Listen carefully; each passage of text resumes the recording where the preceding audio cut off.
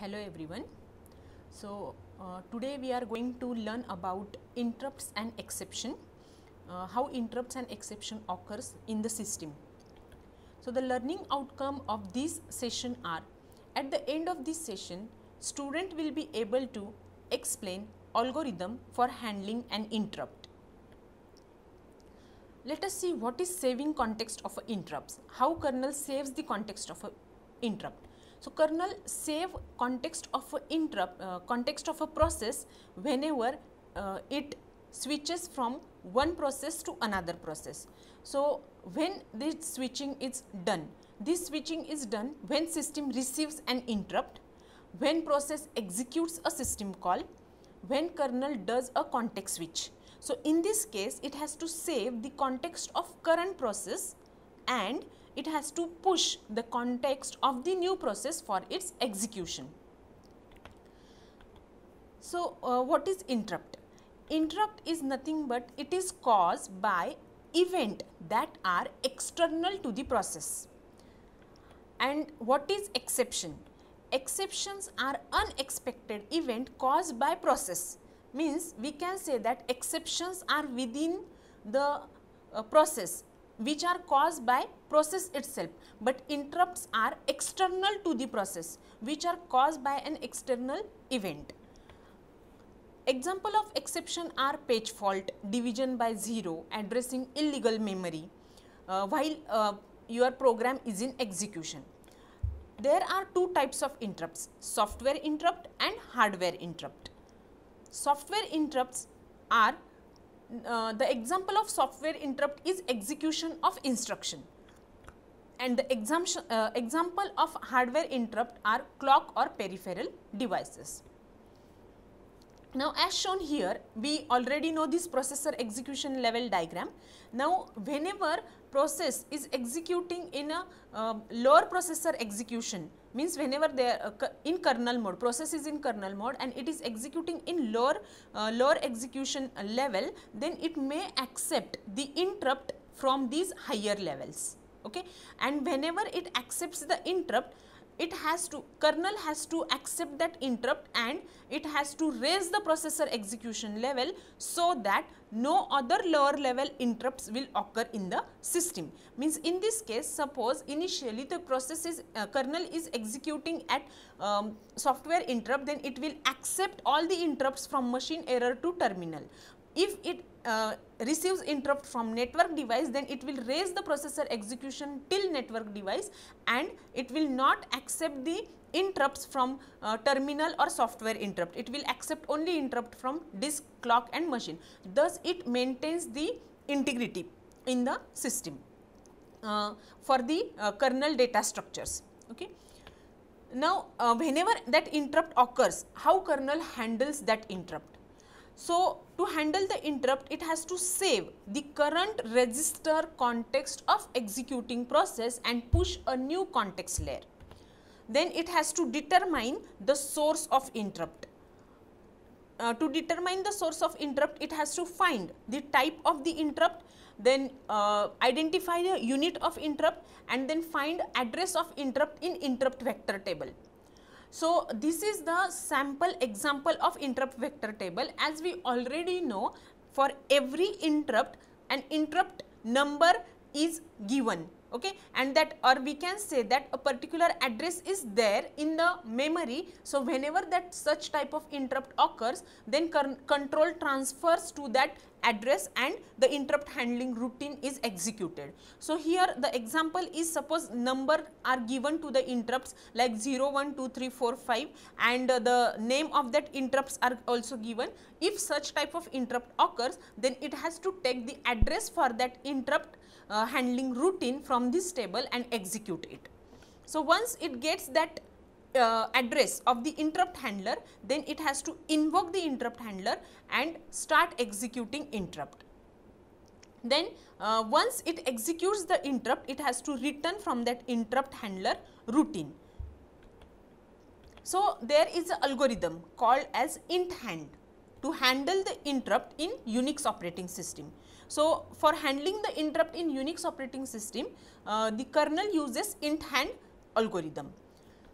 input is nothing, output is nothing, because here they are just kernel is going to handle only interrupt. So first task done by kernel is it has to save the current context layer of the process. Then it has to determine the source of the interrupt.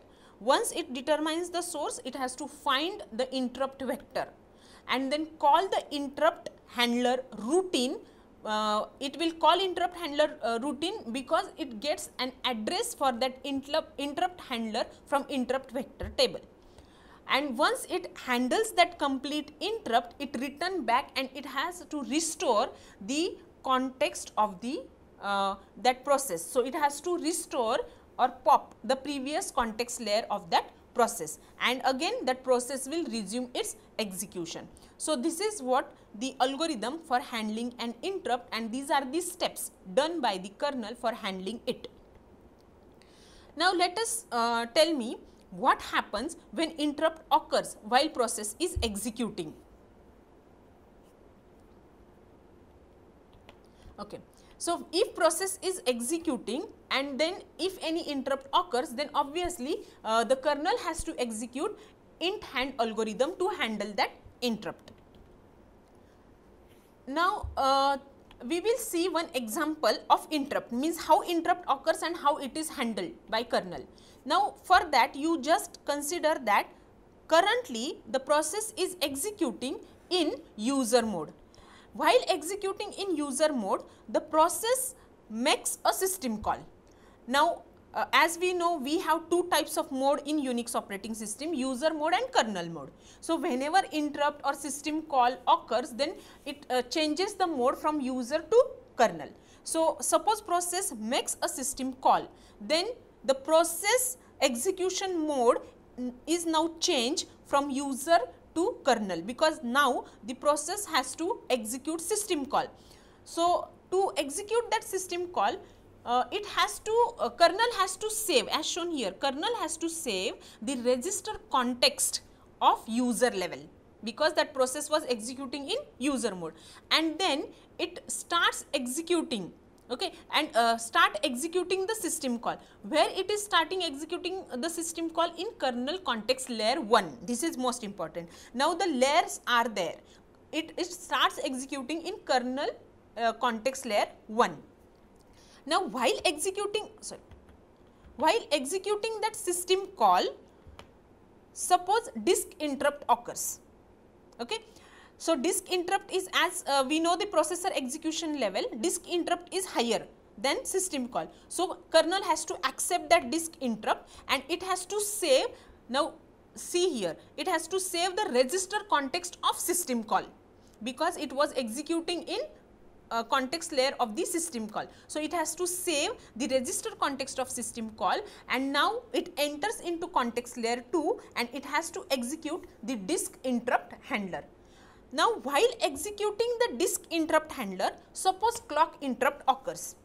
Now again clock interrupt has a higher priority in processor execution level, we studied just now. So clock interrupt is, as it has higher priority, kernel has to give priority to clock interrupt, it has to accept that interrupt, and then it has to save the register context of disk interrupt. Now why disk interrupt? Because it is currently executing in the context of the disk interrupt handler. So it has to save the context of disk interrupt and it has to make a third context layer to execute the clock interrupt handler. Now as clock interrupt handler is the higher priority, first it will finish handling the clock interrupt. Once it finished handling the clock interrupt, it return back, okay, it return back, and now it is in context layer 2 and it starts executing the disk interrupt handler. Once it finish with the disk interrupt handler, okay, it has to restore the context of the user level, register context of the it has to restore the context of the system call, and again as disk interrupt is over, it now executes the system call completely, and once it executes the system call, again it enters into the user mode. So this is how the interrupts are handled by the kernel. it has to accept the interrupts which has higher priority. Okay. So, this is what about handling the interrupt in Unix operating system. How process changes its mode from user to kernel while handling the interrupt. These are the references.